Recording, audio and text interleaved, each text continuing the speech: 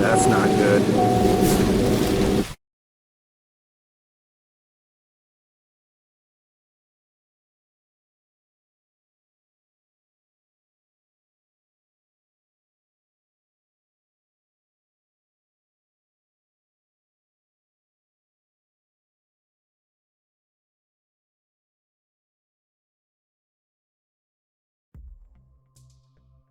Alright, thank you so much for returning to my channel, Anthracite Horror Stories. What you see before you this evening is a special little treat. I'm going to be discussing all of these items that you see, but this just came from the United Kingdom, where it has resided since October 14, 1876, and this is a completely original newspaper article with beautiful hand-drawn lithographic images on it. It is not a reprint. It's not a copy.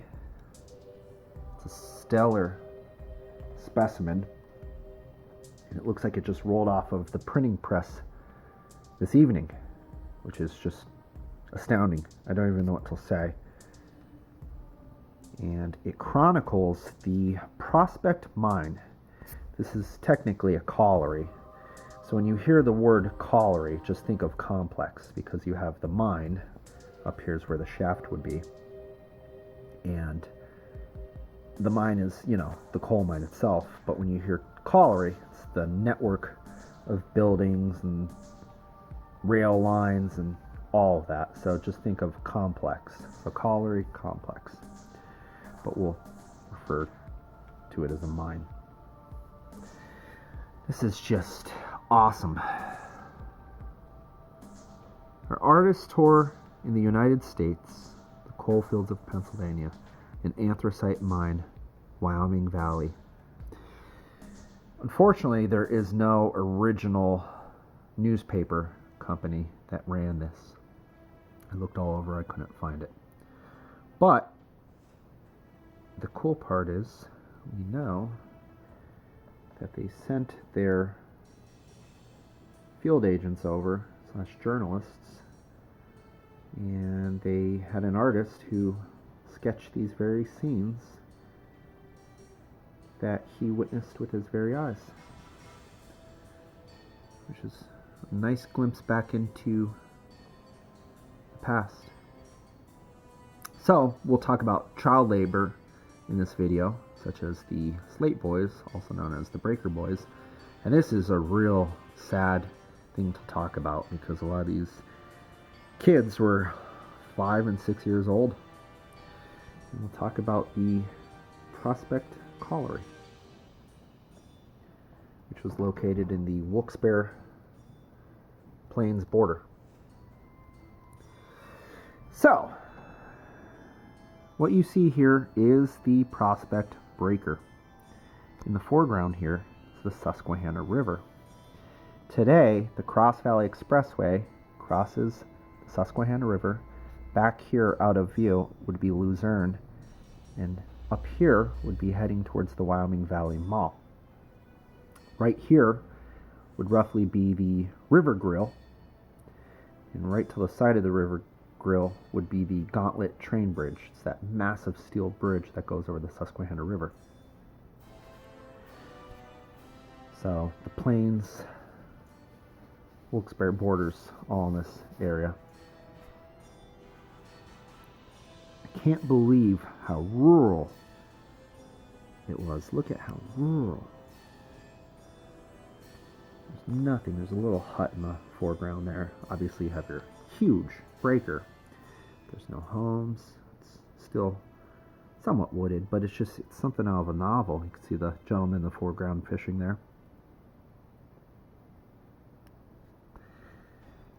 And again, unfortunately, you see these poor children working in the breaker itself.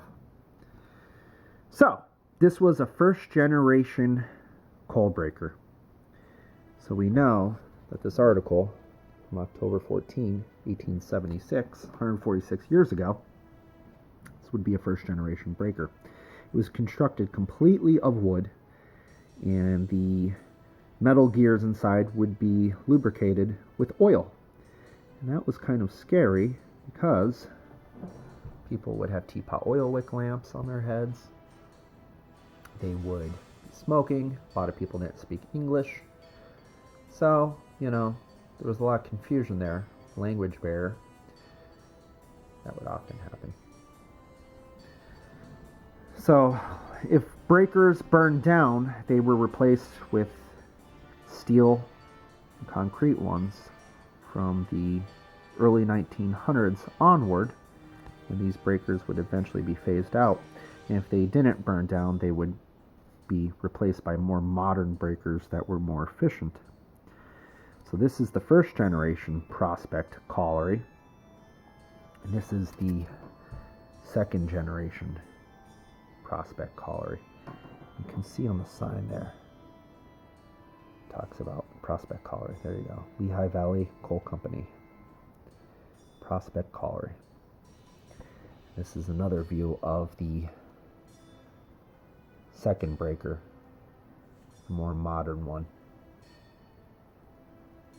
And the modern Prospect, like all of the other breakers in the Wyoming Valley and surrounding areas, would roughly go out of business around 1960, early 1960s, shortly after the Knox coal mining disaster. Again, this was operated by the Lehigh Valley Coal Company. So right here, you see the steam locomotive of the Lehigh Valley Railroad operating, and that would have hauled all the coal to market. Those tracks actually still exist. They're right on the banks of the Susquehanna River here. I think it's Luzerne and Susquehanna Railroad. It's just a shell of its former self. Lehigh Valley Railroad has been out of business for many decades, unfortunately. But this was the first generation wooden breaker, as I've stated. And ironically, I did a video on this very spot. This remnant of a culm pile. Literally, I was in the McDonald's parking lot, so McDonald's is roughly here. And I talked about how, given enough time, nature will reclaim these man-made shale and waste rock mountains. And now this remnant of this culm pile is its own ecosystem. A lot of old growth trees in there now. Check out that video if you haven't already. Again, I cannot believe how rural the Plains Wilkes-Barre border is, because River Road is right here now. It's extremely busy. But we will talk about the child labor issue. So, these children often were between 8 and 12, I read.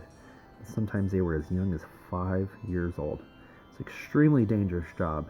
These kids would work 6 days a week, 10 hours a day. And they would work inside of the breaker, picking slate and other waste rocks, such as like sandstone, some conglomerate rock, pieces of mine timbers that got in there, anything that mixed in with the coal that was not going to market. You wanted nearly pure coal in what you were sending out, because if you were angering your consumer, they would not continue to buy your coal. So purity was very important. So ultimately, the breaker boys would be phased out in the 20s and 30s by mechanization. This is a cone cleaning process. So children manually picked out the slate by hand, and as you can see on this diagram, mechanization would later take over that role. This would be more efficient. Now these poor children would sit here, hunched over, their feet in the coal to slow down the speed of the coal passing under them, so they could pick out the shale and other impurities. So as you can see, it's like a trommel-like device. It's turning, they actually show dust rising.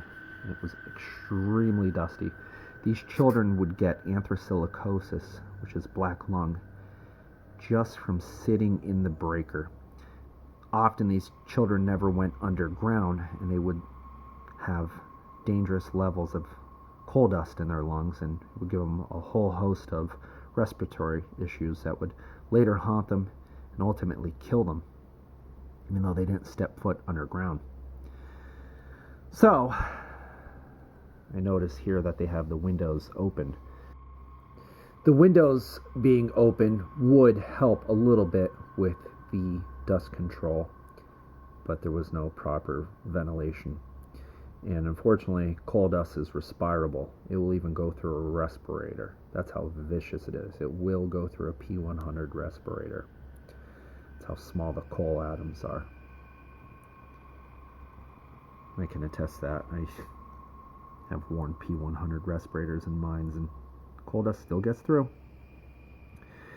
So the ultimate goal of a anthracite coal breaker is to size the coal, to remove impurities from the coal, and to get it to be shipped out to market via rail and later on truck, etc.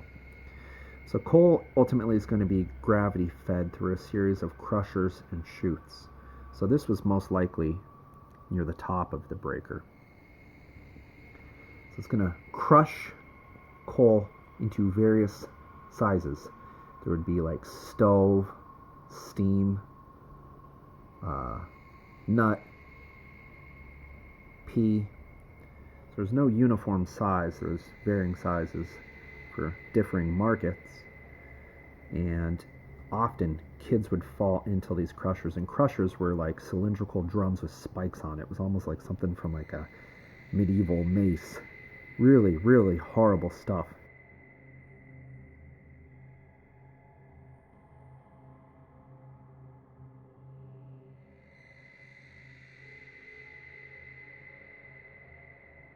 And they would also get stuck into gears that were rotating. And I read that they wouldn't even turn off the gears because they didn't want to stop production. So they'd wait until the end of the shift to remove the remains of the children. Children really were treated horribly in the collieries, because look at this guy. He's the breaker boss. And he's carrying a stick. I read that they were willow branches or clubs. I read that they had clubs, belts. And if these kids were seen slacking off in a sense, moving slowly, maybe they were sick, maybe they were just playing with each other because they were 5, 6, 7, 8 years old. Being a father, I can attest that, boys don't have the best attention span. I can't imagine these kids working 60 hours a week. So these poor children, these little babies that weren't allowed to wear gloves, and they're getting just ripped up by shale. If they were trying to take care of their wounds, he would beat the hell out of them. He'd crack them. And often these kids would pick up pieces of shale when he would turn his back, and they would throw it at him, hit him in the head, and they would have brawls, I read. Actual brawls. So anything with shale is scary. Shale is extremely sharp, basically a razor. You can cut meat easily with pieces of shale. In fact, I remember in October of 2005, because it was such a horrible event, I fell in an anthracite mine, in a cave-in, and I slit my wrist open real bad. I was like a 2 to 3 inch scar. I almost nicked my brachial artery. Would have been really bad. So these poor children, I can feel for them. I mean, day in, day out, they had to deal with that. You're not going to callus your hands, in a sense, from shale. Shale is just going to rip it apart. Oh, there's no stopping it. They read that they could not wear gloves. If this breaker boss saw you wearing gloves, he would whip you. So the coal is coming fast down these wooden chutes, and it's going under them. They would put their feet out to try to stop the flow, to try to slow the flow so they can get a better grasp at where the shale was and waste rock and stuff. Also, you see these children here. And there's a breaker boss there with the blue shirt. They would put wood right here at that angle to attempt to bottleneck the coal and slow it down so they could, again, have more time to react to the shale passing under them. But often these kids would get crushed by the coal itself. These belts were going that were powering the machines. They would get hung up and literally hung by the belts. Just so many ways that these poor children could die. And again, the anthracite was a huge, huge issue. Whatever you're breathing in, it's probably not coming out of your lungs. And the coal, the silicosis, the silica, it's cutting your lungs up. And it's going to give these children minors asthma. There's people that never stepped foot underground, worked on these breakers, and they died from black lung, which is a very ironic and awful thing if you think about it. So they would start out in the breaker around age 12, sometimes younger. They would go underground. If they lived long enough underground as a laborer and then ultimately graduate to minor, and if they survived that and eventually they became crippled up from the workload and just old age, they would return to the breaker. I read one such miner say that he started in a breaker, worked underground, and then he returned back to the breaker. He would ultimately die, and he lamented this fact. So it's pretty sad. It's kind of like a horrible cycle. It's like a prison. It's just something to see this. We really can't fathom this in the modern era. Look at these children. These are babies. Look at that guy. So little. Cute little kids. And my father and I have often talked about this also. I wonder if these poor kids were potentially victims of other things, taken advantage of. These poor souls. In addition to being a breaker boy, they would drive mules. So they would handle the mules. Often these children were crushed by the mules. They would whip the mules to get them to move, and I've read that the mules would wait for the right time and, in a sense, commit premeditated murder by squishing them against the walls of a coal mine. And certain mules had bad reputations as being a murderer, in a sense. Sounds crazy, but it's true. So some of these boys would treat those mules differently and give them a piece of their dessert, thinking being, hey, if I feed this mule and he likes my treats, he's not going to squish me to death. So it's just really sad. If you weren't getting hurt in the breaker, you could get squished by an animal. If you weren't getting squished by an animal, you could have a cave-in occur and kill you. And often these children were door boys, so they would help open and close doors for air ventilation. And they sometimes would fall asleep, and the coal cars would come flying through the doors, and then they would get crushed by those doors. So there's a whole host of ways of getting killed or hurt in a mine, and these children face death every day, unfortunately.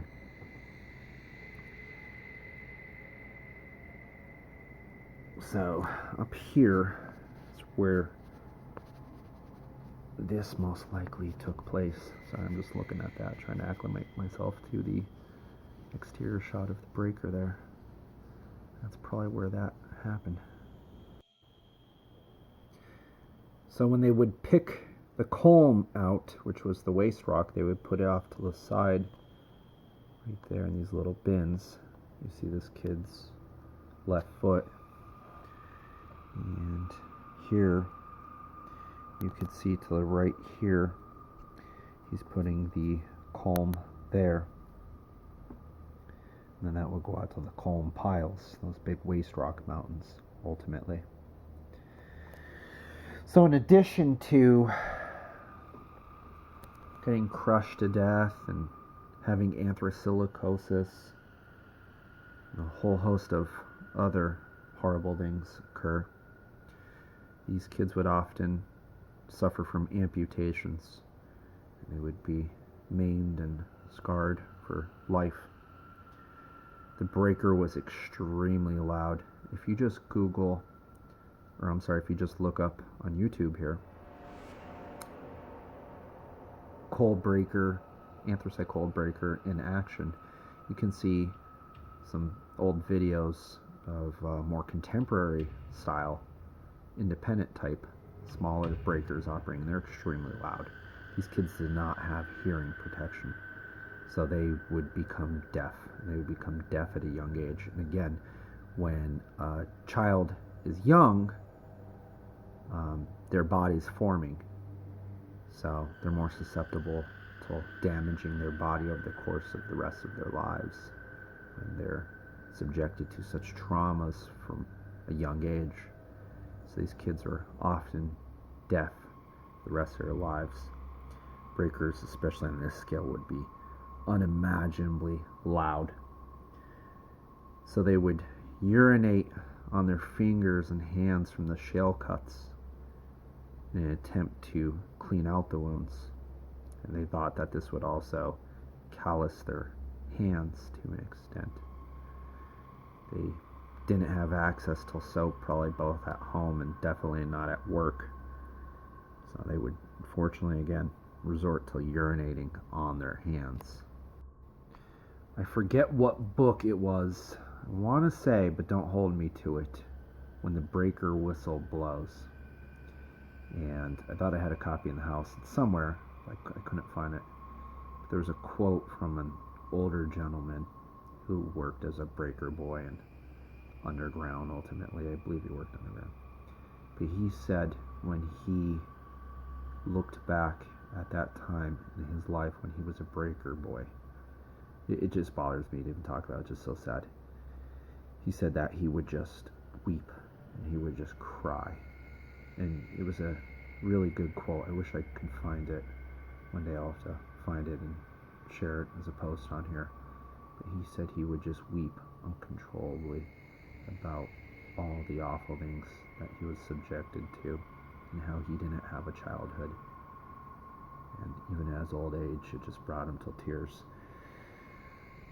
So that lends the question, why did this occur? And it's cliche, but times were different. A lot of these kids were immigrants. A lot of these children wouldn't speak English. Probably didn't even have shoes, some of these children, at home. I don't even know if they had proper work attire. Clothes would have had holes in it. They were just beyond impoverished. This is essentially indentured servitude. What you're seeing on this screen here, this lithographic image, is old school indentured servitude. And if a father perished in a coal mining accident, he didn't get a severance, there was no lawsuit, there was no payout.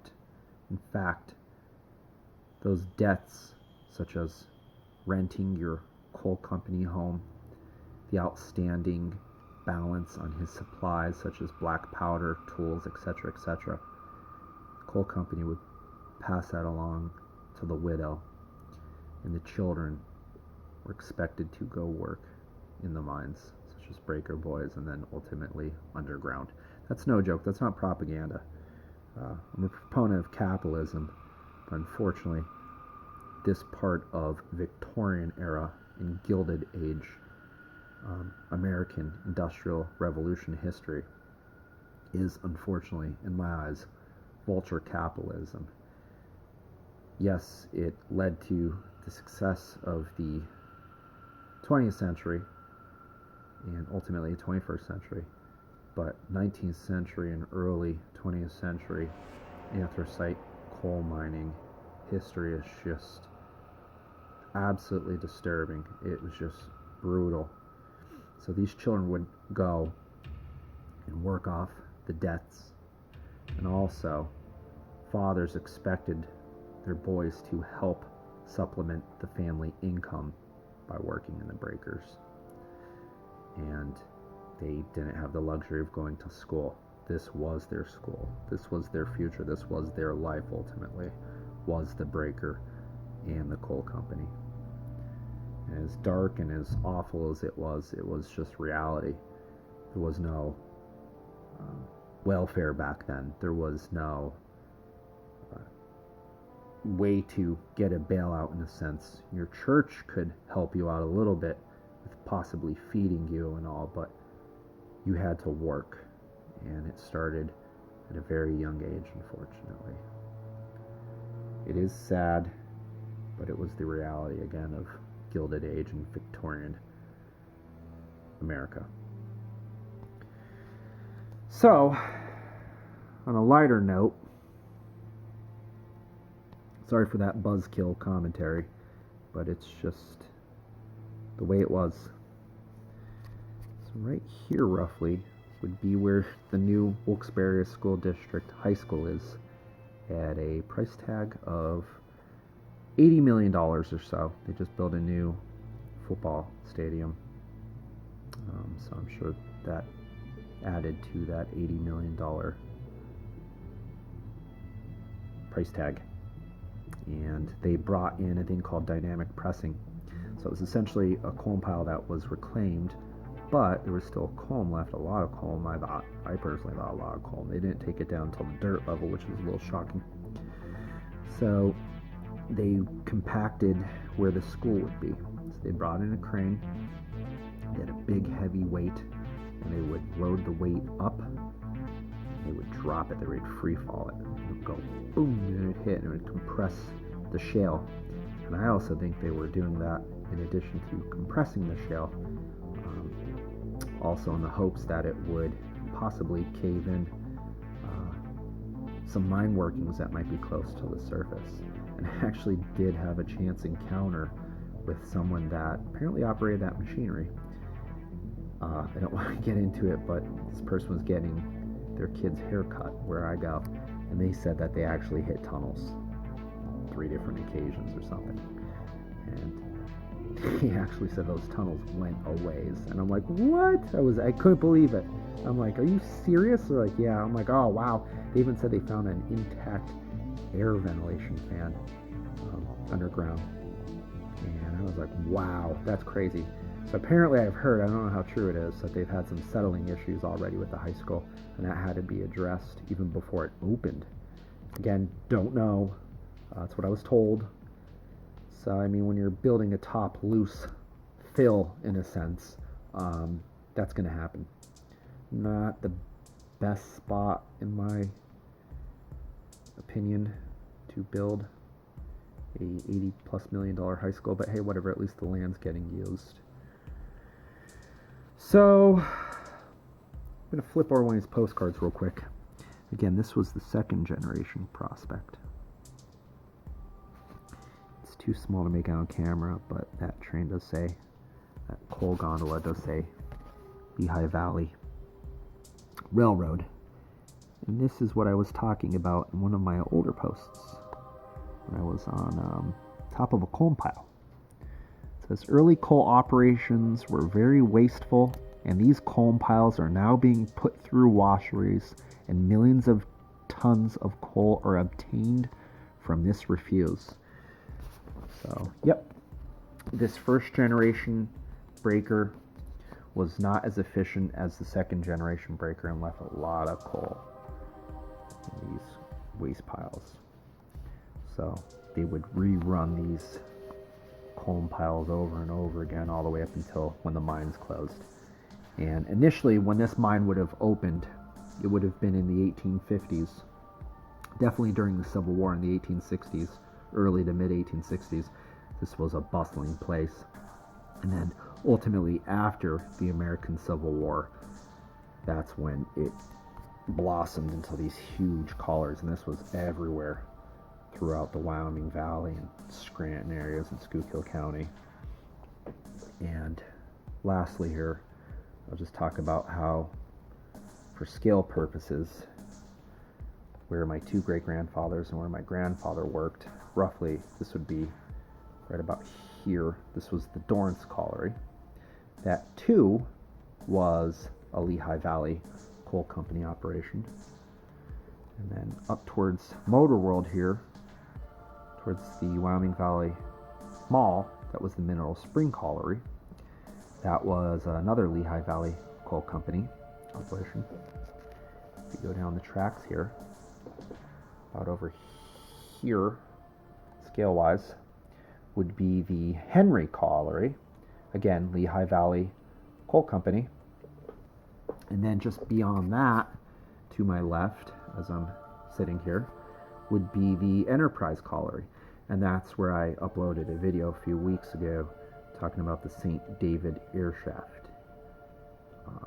Again, Lehigh Valley Coal Company operation. So this was a hotbed of activity for the Lehigh Valley Coal Company. And when I travel through the Wyoming Valley and surrounding areas, I don't really go off street names. I'm always thinking about the old mining operations that are underneath me and the old breaker operations. I'm a little bit old school like that. A little bit of a nerd. So hopefully you like this video. I had to patch it from a few videos because it's not easy narrating these for me. But let me know what you think. If you have any questions or comments, please feel free to pass it along in the comment section. Be sure to like and subscribe. Thanks and have a good evening.